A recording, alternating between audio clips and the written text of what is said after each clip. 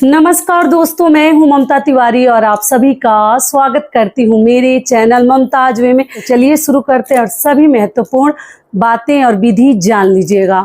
तो सबसे पहले आपको बता दूं, 6 सितंबर को दिन है, शुक्रवार के दिन हम हरितालिका तीज का व्रत रखेंगे। पूजा का शुभ मुहूर्त क्या है स्क्रीन पे लगा दूंगी, आप लोग देख लीजिएगा। आप सुबह में भी आप लोग कर सकते हैं और ऐसे हम लोग तो शाम को ही करते हैं। कुछ लोग बोले चतुर्थी हो जाए, कुछ भी हो जाए, लेकिन हम लोग हमेशा से शाम को ही पूजा करते हैं, तो शाम को ही करेंगे। बाकी आप लोग देख लीजिएगा, मैं टाइमिंग लगा दूंगी। तो चलिए सबसे पहले देख लीजिए, मैं यहाँ पर एक चौकी स्थापित की हूँ, उसके ऊपर लाल कपड़ा रखकर और भगवान की फोटो प्रतिमा हमें रखनी है। थोड़ा सा इसके नीचे हम जो है अक्षत रख देंगे और अक्षत रख के इसके ऊपर हम भगवान को विराजमान करेंगे। अब थोड़ा सा पुष्प भी तोड़कर रख सकते हैं, ठीक है।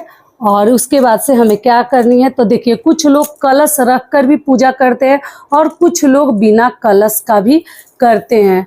तो सबसे पहले तो हमें शुद्धिकरण करनी है। जितनी भी चीज़ सामग्री है सभी को हम शुद्ध करेंगे।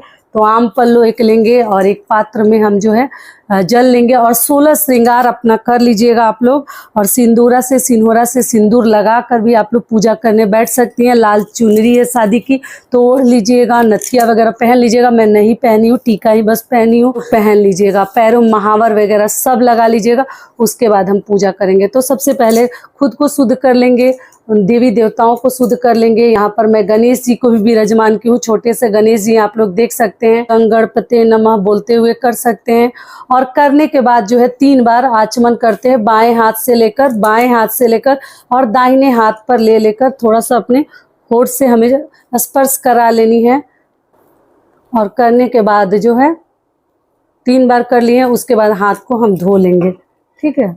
और हाथ को धोकर और इस पात्र में इसको हम डाल देंगे। ये हो गया। उसके बाद से हम जो है कलश स्थापित करेंगे। तो कलश स्थापित करने के लिए देखिए बहुत बड़ा वीडियो हो जाएगा, मैं करके डायरेक्ट दिखा देती हूँ। इसके ऊपर हम स्वास्तिक बनाएंगे। तो इसके ऊपर मैं स्वास्तिक बना लिया और इस साइड पे हम कलश रखेंगे, भगवान के दाहिने साइड पे, ठीक है। तो कलश की स्थापना हम करेंगे। तो सबसे पहले हम जो है अष्टदल कमल बनाएंगे। तो यहाँ पर आप चावल से भी बना सकते हैं या आप लोग चाहे तो फूल से भी बना सकते हैं। तो यहाँ पर अष्टदल कमल के लिए हम थोड़ा सा चावल यहाँ पर रखेंगे और इसके ऊपर हम जो है कलश रखेंगे। आप लोग और अच्छे से बना लीजिएगा। लोग जो है जैसे हल्दी, पैसा और एक पुष्प, ठीक है। और पान है तो आप लोग पान भी डाल सकते हैं। सुपारी एक डालनी है, हम सुपारी डाल देंगे। इसके ऊपर जो है आम पल्लो हम रखेंगे। तो आम पल्लो के ऊपर भी हम हल्दी और इस पे कुमकुम लगा देंगे और इसमें हम डाल देंगे। चावल का पूर्ण पात्र रख देंगे। ये हो गया। और कलश के ऊपर जो चावल रखे हैं इसमें थोड़ा सा हमें हल्दी डाल देनी है, क्योंकि किसी भी चीज़ में हमें सफ़ेद नहीं रखनी है। तो थोड़ा सा इसमें आप लोग हल्दी मिक्स कर दीजिएगा। से हम इसके ऊपर भगवान के लिए एक दीपक रखेंगे। आप लोग चाहे तो एक अखंड दीपक भी प्रज्वलित करके रख सकते हैं, आप लोग देख लीजिएगा, ठीक है। या कलश वाले दीपक में ही तेल अधिक डाल दीजिएगा, थोड़ा बड़ा दिया रखिएगा तो रात भर मतलब पूरी रात जलेगा। संकल्प लेंगे। तो संकल्प लेने के लिए हाथों में थोड़ा सा हम अक्षत लेंगे, एक पुष्प लेंगे और उसके बाद से हम थोड़ा सा इसमें जल डालेंगे। और जल डालकर हम संकल्प लेंगे कि हे शिव जी, पहले अपना नाम बोल देंगे ममता तिवारी, गोत्र हमारा है श्रीमुख सांडिल्य और हमारा स्थान क्या है, तो हम जहाँ रहते हैं तो कोलकाता में रहते हैं तो मैं कोलकाता बोल दी। आप लोग इसी प्रकार से अपना नाम, अपना गोत्र और आप जहाँ रहते हैं उस जगह का स्थान का नाम भी आप लोग बोल दीजिएगा। और हे शिव जी, हे माता पार्वती, मैं आपकी पूजा कर रही हूँ। इसमें जो भी गलती हमसे हो, भूल चूक हो, आप माफ़ कीजिएगा और निर्विघ्न मेरा पूजा जो है आप संपन्न कराइए, स्वीकार कीजिए। जिस विधि से मुझे आता है उसी विधि से मैं आपकी पूजा बहुत श्रद्धा भक्ति भाव से कर रही हूँ, तो आप मेरी पूजा को स्वीकार कीजिए। ऐसे बोलते हुए हमें जो है फूल और अक्षत को भगवान के पास छोड़ देनी है। और एक जो है गणेश जी के पास भी हम जो है इसी प्रकार से तो ये हो गया हमारा संकल्प। और सुहाग कैसे लेनी है ये भी मैं बताऊंगी, ध्यान से आप लोग सभी चीज समझते चलिएगा। उसके आगे हम क्या करेंगे तो देखो, चुनरी लाल या पीली आप लोग चढ़ा दीजिएगा शिव जी को, और माता पार्वती को एक चुनरी भी आप लोग चढ़ा सकते हैं वस्त्र स्वरूप, या आप लोग कलावा भी चढ़ा सकते हैं। भगवान को तिलक लगाएंगे तो सबसे पहले हम शिव जी को चंदन का तिलक लगाएंगे। शिव जी बरस बरस का दिन इसी प्रकार से आए और हम लोग इसी प्रकार से पूजा करें। और चंदन जो है हम गणेश जी को भी लगा देंगे और माता को हम सिंदूर लगाएंगे। ठीक है, अपने सिंदूरा से आप लोग सिंदूर मत लगाइएगा, पूजा वाला सिंदूर लगाइएगा, इस बात का आप लोग ध्यान रखिएगा। चलिए पुष्प हम अर्पित करेंगे भगवान को। तो एक माला आप लोग इस प्रकार से माला लीजिएगा और भगवान को आप लोग चढ़ा दीजिएगा। और माता पार्वती को हम लाल पुष्प अर्पित करेंगे। जय माता। तो माता को लाल पुष्प अर्पित करेंगे। बेलपत्र, देखिए बेलपत्र मैं धोकर रखी हूँ, आप चाहे तो इसके ऊपर राम राम भी लिखकर आप लोग जैसे चढ़ा सकते हैं, और आप लोग चाहे तो ऐसे भी चढ़ा सकते हैं। डंठल वगैरह तोड़ दीजिएगा और पलट कर चढ़ाते हैं। आप लोग फोटो प्रतिमा से भी पूजा कर सकती हैं, और आप लोग जो है जैसे मूर्ति से भी कर सकती हैं, और पार्थिव शिवलिंग बनाकर भी कर सकती है। तो भगवान को मैं बेलपत्र भी चढ़ा दी। तुलसी पत्र वगैरह नहीं चढ़ाते हैं, ना शिव जी को और ना गणेश जी को। जनेऊ आप लोग एक शिव जी को चढ़ा सकते हैं, तो जनेऊ उस दिन आप लोग जरूर चढ़ा दीजिएगा शिव जी को। है तब, नहीं है कोई बात नहीं, जो है उसी से आप लोग कीजिएगा। पर मैं जैसे धूप बत्ती भी प्रज्वलित कर ली और भगवान को दिखा दूंगी। जय भगवान जी।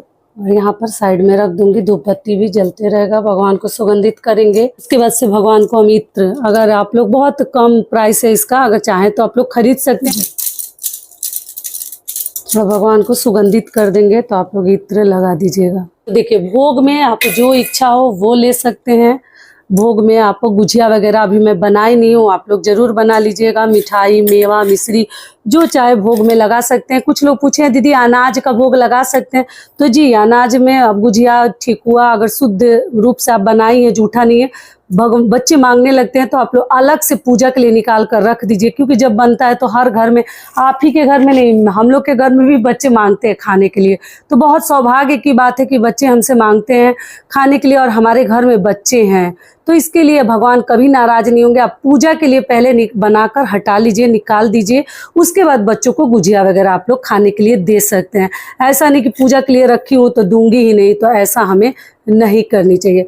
तो ये हो गया भोग प्रसाद। तो भगवान को हम भोग समर्पित करेंगे। भोग में साथ में हम जल भी रख देंगे। और आप जो है फल में देखिए कुछ भी फल ले सकते हैं आप, जो है केला, सेब, मौसम्बी, जो चाहे भगवान को फल के रूप में आप लोग चढ़ा सकते हैं।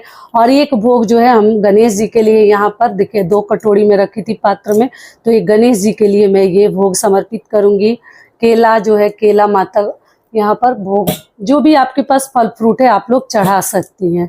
ठीक है, तो ये हो गया हमारा जो है भोग। और दूर्वा अगर आपको मिल जाता है तो आप लोग जरूर चढ़ाइएगा। दोस्तों मुझे दूर्वा नहीं मिला कि मैं गणेश जी को चढ़ाऊं, अगर आपको मिल जाता है तो दूर्वा आप लोग जरूर गणेश जी को समर्पित कीजिएगा। देवी देवता हमारे घर आइए और हमारे पूजा को स्वीकार कीजिए, निर्विघ्न संपन्न करवाइए।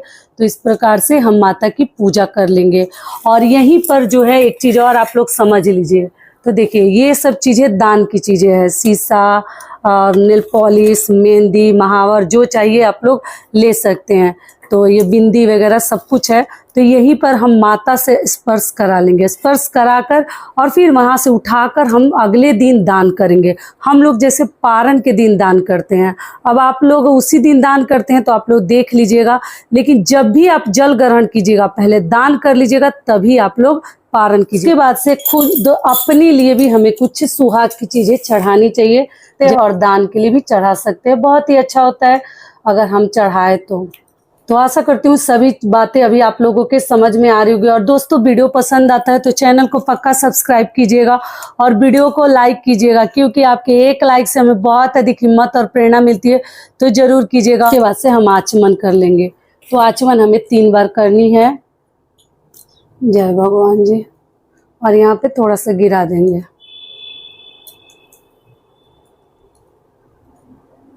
पूजा में सिंदूरा सिन्होरा जरूर रखिए, यहाँ पास में ही लेकर बैठिए और हमें पूजा में शामिल करनी चाहिए। दक्षिणा जैसे आप लोग पूजा में कोई भी कमी बेसी हो या कुछ कम हम चढ़ाए हैं, नहीं चढ़ा पाए हैं, उसके लिए दक्षिणा बहुत ज़रूरी है।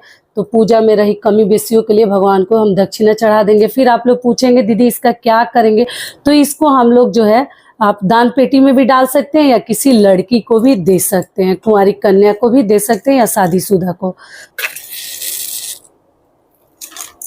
ओम जय शिव ओंकार, स्वामी जय शिव ओंकार, ब्रह्मा विष्णु सदा शिव कारा। आप लोग खड़े होकर आरती कीजिएगा, आप लोग बैठ कर मत कीजिएगा।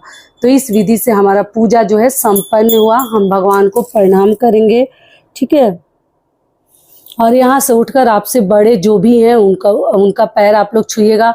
और सबसे पहले हमारे पति परमेश्वर हैं, सब पूजा पाठ एक तरफ और हमारे पति जो है एक तरफ। तो भगवान पति की पूजा सबसे पहले करनी है। मतलब यहाँ से उठने के बाद प्रणाम कीजिए और जो भी आपके घर में आपसे बड़े सदस्य उनको भी प्रणाम करके ही आपको जल ग्रहण वगैरह करनी है। तो ठीक है, पूजा के बाद आप लोग 10 से 11 बजे पानी पी सकते हैं। पशु बनकर पिए तो और भी अच्छा है, आपको दोष नहीं लगेगा।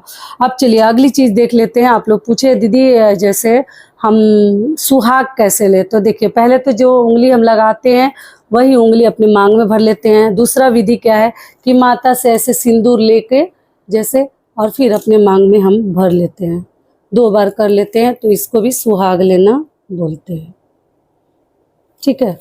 तो सारी पूजा विधि हमारी संपन्न हो गई। तो ये वीडियो मेरा यहीं तक का था। धन्यवाद।